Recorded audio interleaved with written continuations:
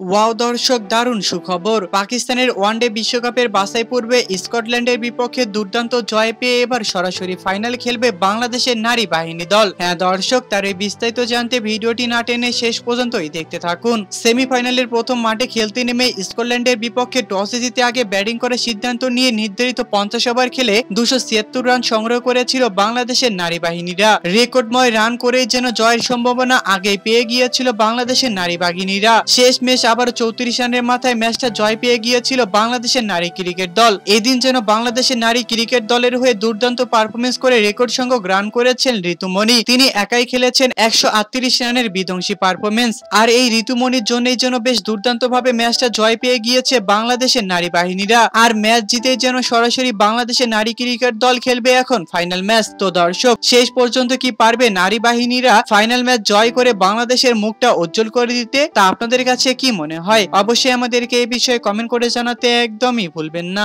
ধন্যবাদ।